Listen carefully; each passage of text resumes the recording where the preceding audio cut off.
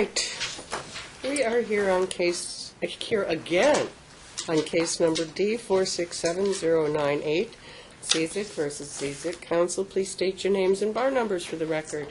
Yes, Your Honor. Go on. You're not an attorney, ma'am. Alteas, bar number 13597 for the defendant who is present. Adam Woodrum, 10284 for Mr. Dziedzic, who's I'm here today, Judge, in unbundled capacity as co-counsel. I'm also Mr. Dziedzic's appellate counsel. Is what? Appellate counsel. Okay. But you're not here unbundled, are you? No, Your Honor. Okay. You know, I'm going to move carefully in this case. Ma'am, did you see the opposition? I did. Okay, good.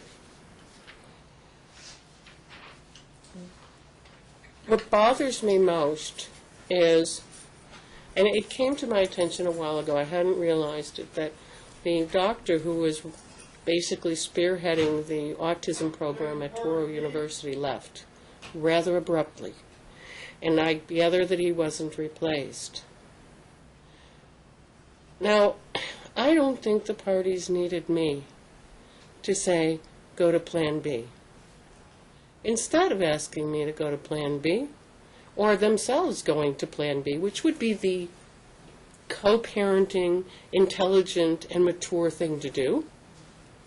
No. They just let poor Daniel, flounder around. His behavior isn't normal. His behavior, ironically, does not sound like Asperger's syndrome. I'm not a doctor, but I know enough about it and enough people who suffer from it, and I use that term lightly, that his behavior is not that of somebody on the highest level of the autism spectrum. Now, the school didn't ever test the boy to see how far into the spectrum he was. And that had been the reason I wanted him evaluated. Because if he is much further below that on the autism spectrum, he's going to act like this boy acts. And this is very, very serious because it's going to follow him his entire life. It will affect his ability to graduate from high school. It will affect his ability to go to college, if at all. It will affect his ability to hold down a job. It will affect his ability to have relationships as an adult. These are not simple things.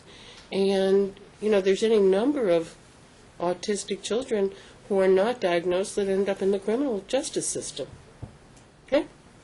So, but everybody's just going along because heaven forbid these two parents,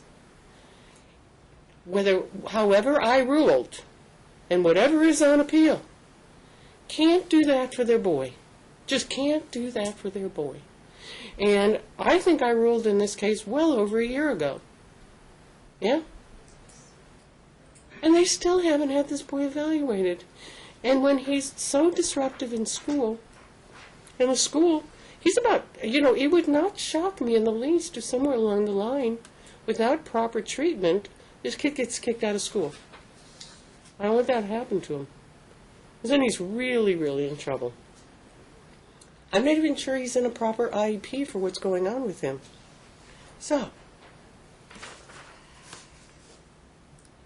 and I know the boy's in distress.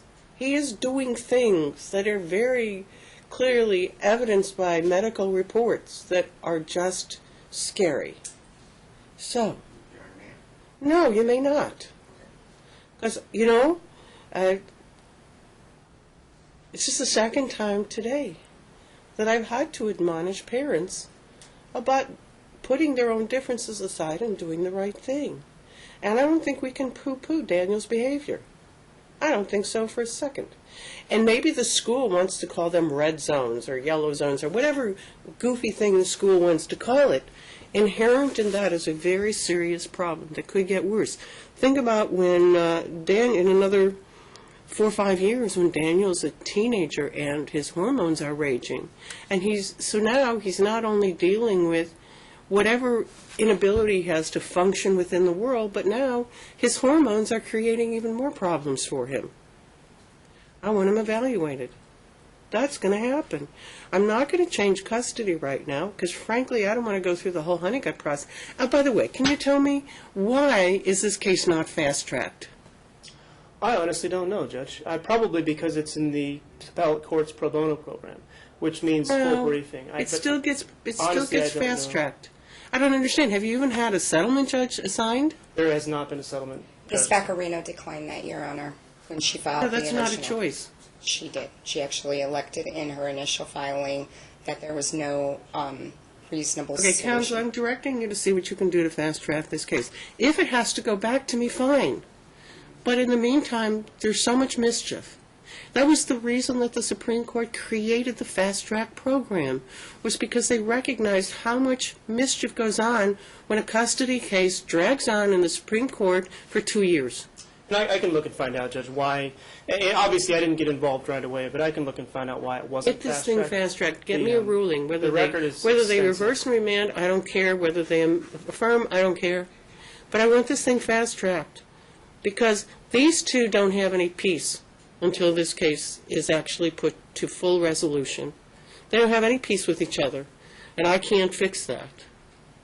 So get it fast-tracked, counsel. I will investigate it, Judge. Yeah, and by the way, I'm taking Ms. Vaccarino off the case at her request because you have appeared in the case anyway.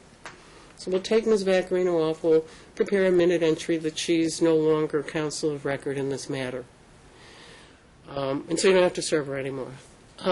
With regard to the appeal, I can't order you to do this, obviously. My jurisdiction is limited, but I am going to implore you to get yourself a settlement judge. Supreme Court settlement judge. I was one for many years, and a lot of my friends were too. And it's a marvelous program that should have been applied to this case. You probably would have had closure within 6 months, easy. And respectfully, Judge, I mean, I wouldn't be opposed to that. The order from the Supreme Court was for me to file an opening brief, and that's what I've been obeying. I will certainly look and see why the case wasn't fast-tracked. This is a case that is crying for fast track, and it didn't get it. It's an extremely extensive record with obviously a lot of animosity. I think that's probably, just from my own experience, probably would not settle at a settlement conference, even though I have engaged myself in those two. You would be surprised, counsel. I wasn't a family law attorney before I became a family law judge. I think most people know that. But I was a family law settlement judge. It's amazing how cases can be settled. But even so, you need a ruling. This case is screaming for a ruling. If nothing else, Daniel needs a ruling. Okay? Because she's the one that's probably suffering most. Now, Mr. Tejas, you say that Spring Mountain Treatment Center can do the evaluation? They went ahead and evaluated him. I believe they also set up a couple of appointments, a psychiatric appointment and also a therapy appointment as well. With Harmony Healthcare. With Harmony Healthcare. So he is getting... It was a preliminary evaluation, Your Honor. It's not an extensive. I actually received approval from the Clark County School District on March 18th, 2016, for a full independent educational evaluation for Daniel, which includes neuropsychological. I supplied the list of providers on my ex parte application, which includes Stephanie Holland, Dr. Julie Beasley, numerous providers that we can choose from that are approved specifically, and this is at their costs. Do it. Thank you. Done. Done.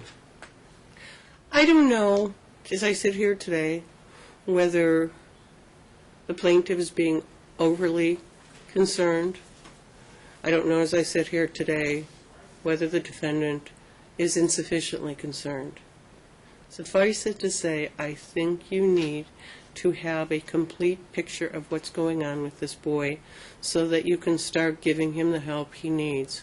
Because I'm telling you, the behavior that's reported, I'm surprised he hasn't been kicked out of school already or suspended for a period of time. I am shocked because that's not the kind of behavior that should be tolerated. It's the kind of behavior that disrupts everybody else. I mean, you're jumping on tables, you're hitting another kid, you're pushing somebody down, you're screaming. How does a school operate? With respect to that, if You the know, you court- chapter and verse me. You did an excellent job, Mr. Taz. But you're the one that caused me most of the alarm. No, of course, if the school isn't raising concern to the extent that they're saying that these are serious issues, certainly they're providing these stop and thinks and saying, look, you know, he's engaged in this I don't know incident, if what Daniel's have you. capable of stopping and thinking. But, you know, I don't know if he's able to. And the school... Now, this is going to be a collateral issue, because all I'm ordering is that he be evaluated. I'm not modifying custody. But I think that, frankly, for the both of you, forewarned is forearmed. If you know what to expect from Daniel, and you can get some help on how you both would treat Daniel, whether it's a matter of discipline, whether it's a matter of additional help, therapies, whatever, maybe medications, although I'm not a fan, you should be on Daniel's the one child you should absolutely be on the same page about. And I think it's hurting him that you're not. And I think it makes him very sad. By the way, you two, you are such candidates to have children that are damaged goods. Such candidates. You know, these kids are still very young. But I've been doing this for a while. You know, I'm in my 11th year. And that means that parents who came before me with children, your children's age, which at the time was about, 5, 7, and 9 or something like that when I first inherited the case, thank you. Thank you to my predecessors. These kids now are teenagers, and the ones whose parents keep coming to court because they don't like each other, they can't put their children before themselves or put their children before their ill will toward each other. Oh my gosh, the stories I'm hearing about these children. Some of them never made it through graduation. Any number of them made their parents, grandparents before they finished high school. Girls and boys. Have drug problems, running away, law enforcement problems. That's what happens to these kids. I don't issue rulings because I'm trying to be powerful. In fact, if anybody knows, I know just how impotent I am when it comes to protecting kids. But I'm giving you two fair warning. May not be Daniel. Devin may surprise you and just be a holy terror who gets into all kinds of stuff. Why? Because you don't love him as much as you hate each other. You don't love any of these as much as you hate each other. And look, I know you're new in the case, and I know you're new in the case, but I've been on this since 2014, thank you very much. And in that time, I've watched such incredible hostility between these parties, and I fear for these children. And this is nothing new. I said this to the parents. But you really are setting your kids up for failure. Your Honor, may you appoint a parenting coordinator to his place? It is part of one of your orders. I think I can. Not Yes, you without a can. honeycut order. I think you can, Well, under good. Manley. I'm not It's sure an I enforceable can. order. I mean, do you want a parenting coordinator?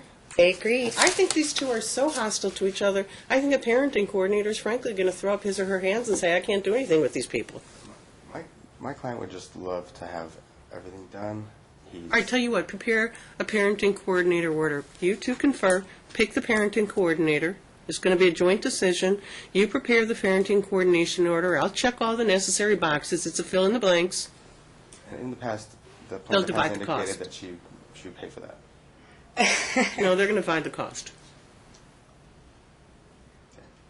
Because it's for their kids. Of course. Okay? Of course. So And they're there going was to divide standard- the cost. You have got 2 weeks from today's date to submit, and it's your responsibility, Mr. Tejas, to submit a parenting coordination order. May I review it, Your Honor, before it's submitted? Well, you're going to have to sign it. That's right. Okay. Perfect. So I assume that you're going to read it before you sign it. Absolutely. It's a very, very specific form. I have one. It's already been created. And all that's left is I, not you, I check the boxes that would be applicable. The parenting coordinator will have no authority to change custody. Okay, just so that's clear. The The parties are to get the evaluation started within the next 2 weeks. How would you like us to pick the provider, Your Honor? I'll tell you how it's going to work, just like I told the attorneys just before you that took up the hour. Either you will agree to somebody that is on the list that you know is competent, or you're going to give me 3 names, and here's what I'm going to do with the 3 names. I'm going to write each name on a piece of paper, okay, separate piece of paper. Then I'm going to throw them in a hat. My marshal has a hat that I've used in the past. And I will blindly stick my hand in there and pull out a piece of paper. Or you can do right, and you can pick somebody that's going to do the best job at figuring out what Daniel's limitations are and what he needs. Easy. So don't have me stick my hand in a hat. I'll stipulate to Dr. Julie Beasley if you guys do. Talk to Mr. Tate. He's a nice man. Talk to him. I've got no problem with that. You talk to him. You'll figure it out. And you'll get that designation. And then you'll submit the parenting coordinator name. As far as the psychiatrist, you're going to submit that to me. If it turns out, I mean, is that going to be paid for by the school district? For the independent, yes. that Okay, is. then that's easy. I would rather do that than them have to deal with co-pays. All right, let's get that done. Really, I don't like that these parents are in the dark. And when they're in, and by the way, each of your children knows just how much you hate each other. Okay, you notice I don't even use the word dislike. We're so far beyond dislike. Okay, but each one of your kids knows that. Now, let me tell you what happens with kids who know their parents dislike each other. Not even hate, but just dislike. They're angry. Very angry. Because it's not fair. They just want to be kids. They're depressed. Because they just want to be kids. Play. Go to school. Hang out with their friends. Learn about the world around them without interference. And the third thing to me, which is the most scary, and I'm not sure how it applies to Daniel, but I know it'll apply to Dylan and Devin. They internalize their parents' dislike for each other. They take the blame for it. They say to themselves, what's wrong with me that my parents don't get along? Am I that bad of a person? And it lowers their self-esteem dramatically. Well, I've already told you how that's going to translate. So, as you're standing here, very stolidly looking at me, and you are standing there very animatedly looking at me, I don't know how I reached either one of you. I don't. Because you're just harming your kids. You just are. And that's probably the reason I'm so distressed that we don't have a decision yet. And again, I learned things, those occasions that I've gotten remanded. I learned things, and that's fine, and I have no ego associated with it.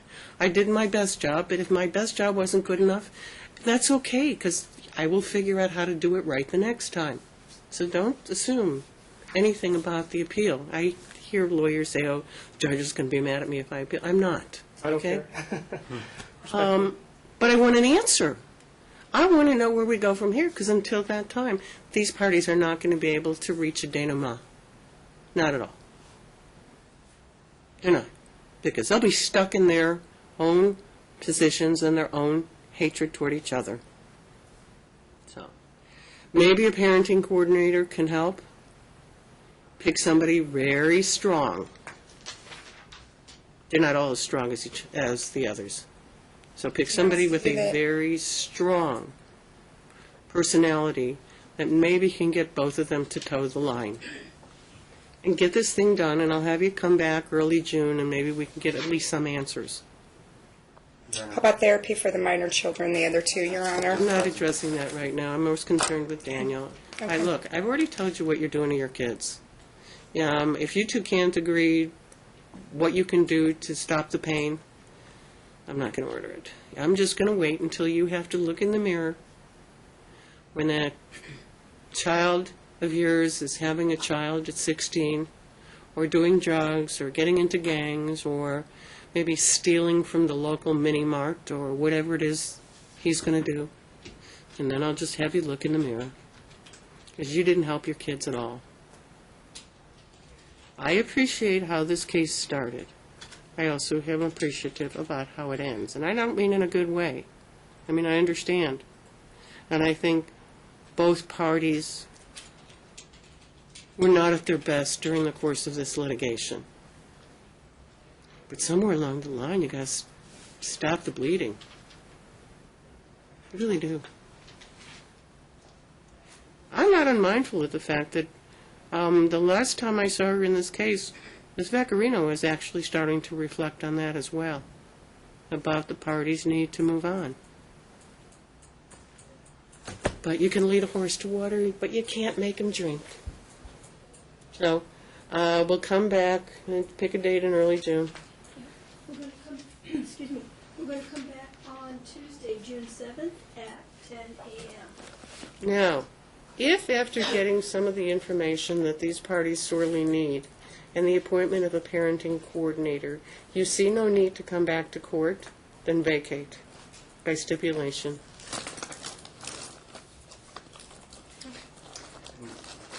So with respect to the motion for attorney's fees, will the court address that today? Let me refresh my recollection.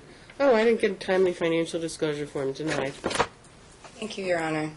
Nobody's getting attorney's fees. You want attorney's fees, you file a timely financial disclosure form. Your Honor, he hasn't filed one in almost 2 years. He should Ma'am, have. you haven't filed one in a while either. I just filed one. You didn't file it with your motion. Okay, we're done. Thank you. And of course, this wasn't an OST, Your Honor, so we didn't have a whole lot of time to prepare. Oh, come on, it's not that complex a form. The answer is no. The rules are clear. The answer is no. Hey, Judge.